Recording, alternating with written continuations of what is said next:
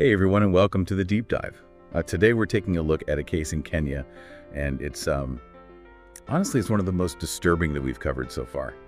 The Kware Dumpsite killings. Yeah, you know what strikes me right away is how this case just kind of brings together so many of the big issues that Kenya's facing right now. Yeah, worries about safety questions, about how transparent the government is, and then you've got this whole thing with the psychic saying they saw this coming. It's a lot. Definitely a lot to unpack. So for anyone listening, just try to picture this.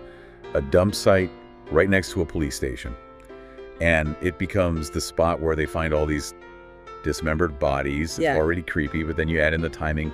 This is happening right after all those protests against the finance bill 2024, the one that got everyone riled up and debating. It really sets this tense mood, right? People are already on edge, and then you have these horrific discoveries happening while there's all this political unrest and people going missing. It's just a breeding ground for fear. Exactly. And you can feel that fear in the stuff we've been looking at, the statements from human rights groups, the news reports, even how people are talking about it online. It feels like something really bad is going on. And what makes it even worse is that we don't have clear information. We have these awful discoveries.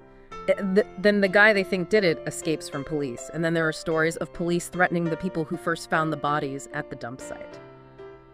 It's just a confusing and scary situation. Okay, so let's try to lay out what we do know. First, the horrible reality. Multiple bodies, all women from what we understand so far, found dismembered and hidden at this dump site. The brutality of it is just hard to even think about. Yeah, it points to a level of violence that's planned out and just horrifying and confusing. The way they try to hide the bodies, the place they chose, it all seems like whoever did this didn't just want to kill. They wanted to keep it all hidden from everyone. And then there's the guy they say did it, Jumaisi. He apparently admitted to killing 42 women, 42. That number is bone-chilling. And it immediately makes you wonder about why he would do this, if there are more victims, and how this could have gone unnoticed for so long.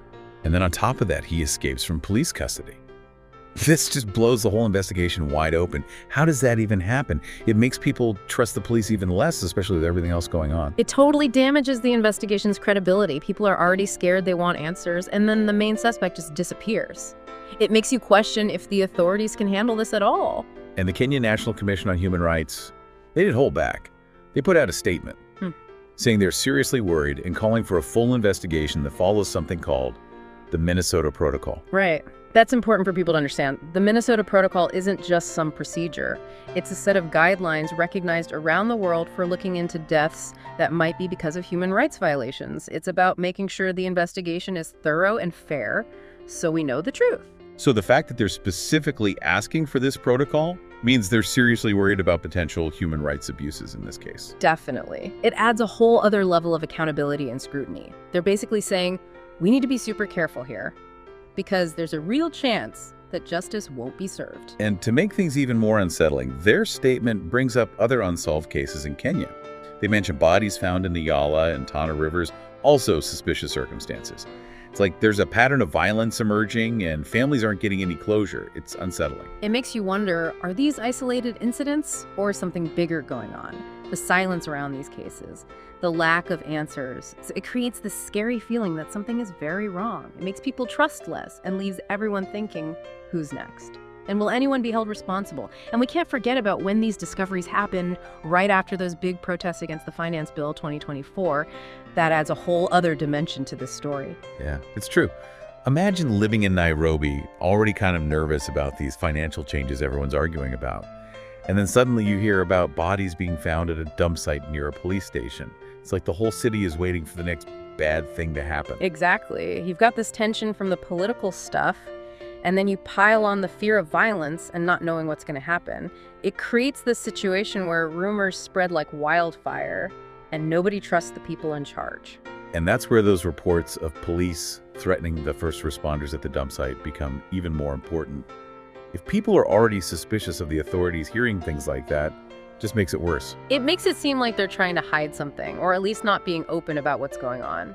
When the people who are supposed to protect you are acting shady, it's normal to start asking questions. So with all of this going on, what do people want? What are they demanding in response to these killings? Well, first of all, they want answers. They want to know who did this and why. But more than that, they want someone to be held responsible. They want justice. And they want to know that this won't happen again. And that's why that call for an investigation following the Minnesota Protocol is so important. It's not just about finding the killer. It's about making people believe in the justice system again, showing that these lives matter. Yeah. And making sure the investigation is thorough and unbiased. Exactly. It's about sending a message that they're not going to ignore these crimes, that they're going to really try to find out the truth and hold the people responsible accountable. But what about the bigger picture? What does this case say about how safe women are in Kenya? That's a really important question. And we can't say for sure based on this one case, but it definitely raises concerns about violence against women in Kenya. This isn't just a random event. Sadly, violence against women is a big problem in many parts of the country. And when you connect these killings to other unsolved cases, like the bodies in the Yala and Tana rivers, it paints a pretty disturbing picture. It makes you wonder if there's a systemic issue here, something that's allowing these crimes to keep happening. And that's what makes the silence around these cases so dangerous if people don't talk about them. Yeah. If the victims aren't given a voice, then it's more likely that the violence will continue. So what can we do? It can feel overwhelming, especially for people who aren't directly affected by these tragedies. What actions can we take to address these complicated issues? Well, just being aware of the problem is a good first step. Cases like this often don't get attention outside of the area where they happen, so just talking about them, sharing information, and keeping the conversation going can make a difference. It's about shining a light on these dark things, right? Not letting them be forgotten. Exactly. And besides raising awareness, there are organizations out there doing amazing work to fight violence against women, to support victims and their families, and to push for justice and change. Supporting those organizations, whether it's through donating, volunteering, or just spreading the word about what they do, can really have an impact. So it's about both what individuals can do and what we can do together.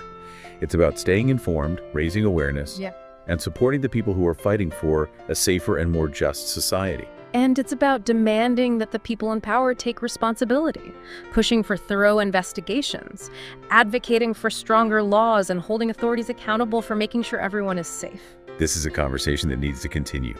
We need to keep asking the tough questions, keep searching for answers, and keep the pressure on the people who have the power to make change. Absolutely. And remember, you, the listener, have a role to play in this too. By staying informed, engaged, and speaking out, you can be part of a movement that demands justice, protects those who are vulnerable, and creates a world where these kinds of tragedies are no longer accepted. Okay, so as we dig more into the Kware Dumpsite killings, one thing that's really clear is that this investigation is facing some serious challenges. Oh yeah, for sure. I mean, you have a crime scene that's literally a dump site. Talk about a tough place to find evidence. Then the suspect escapes, which just throws everything off. And you can't forget the whole issue of people not trusting the authorities. It's true. So imagine this. Investigators are going through piles and piles of trash, trying to figure out what happened. Meanwhile, the guy who supposedly did this is out there somewhere, maybe getting rid of evidence or even hurting more people. And this is all happening while people already feel like the system isn't working for them. It's got to be frustrating for both the investigators and the public who just want answers. You can only imagine how much pressure they're all under. And then there's the whole question of resources. Does the Kenyan police force even have the money, the experts, the technology to handle a complicated investigation like this? That's a good point. Investigations like this need special skills, advanced equipment, and people who are really careful and pay attention to every detail. It's not just about having enough officers. It's about having the right tools and training. And remember, the Kenyan National Commission on Human Rights specifically said they want this investigation to follow the Minnesota Protocol, which sets a high standard for how these cases should be handled. Right, and that protocol focuses on things like making sure the crime scene is protected, documenting everything really carefully, doing thorough autopsies, and using forensic evidence to figure out what happened. It's a really strict process. So it's not just about catching the person who did it, it's about making sure the investigation itself is done the right way and that the findings are believable and trustworthy. Exactly. It's about building a case that will hold up under scrutiny, that will bring some justice to the victims and their families, and hopefully help prevent something like this from happening again. But even with the best intentions and all the resources in the world, there are no guarantees in a case like this. There's always a chance that some questions will never be answered. That's the tough reality. And for the families of the victims, that lack of closure can be incredibly hard. They may never know exactly what happened or why their loved ones were targeted. Which is why it's so important to remember the human cost of these crimes. Beyond the numbers and the legal stuff, There are real people who have been deeply affected by this tragedy. Their lives have been shattered, and they deserve our empathy and support. And their stories need to be heard. We can't forget that each of those bodies found at the Kware Dumpsite represents a life that was lost, a family that's grieving, a community that's been shaken. This case has been a tough one to really dig into. There's no doubt about that. We've seen brutality, unanswered questions, a system that's struggling to cope, and a community dealing with fear and sadness. But even with all of that darkness, there's also a bit of hope.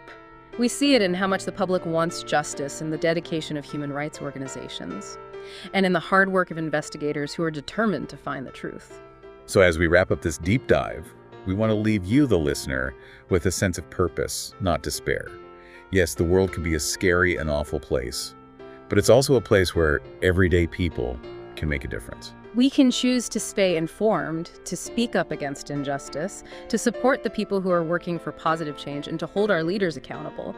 And those choices, no matter how small they may seem, can add up and create a real change. And sometimes just listening to these difficult stories is a powerful act in itself. It means we're not ignoring the hard truths. We're not letting the silence win. So thank you for joining us on this deep dive. Keep asking questions, keep searching for answers, and keep fighting for a world where everyone feels safe, respected, and valued. And if this deep dive has gotten you thinking, if it's made you curious and want to learn more, do us a favor and subscribe to the podcast. We're always diving into complex and fascinating topics like this. Until next time, stay curious, stay engaged, and stay informed.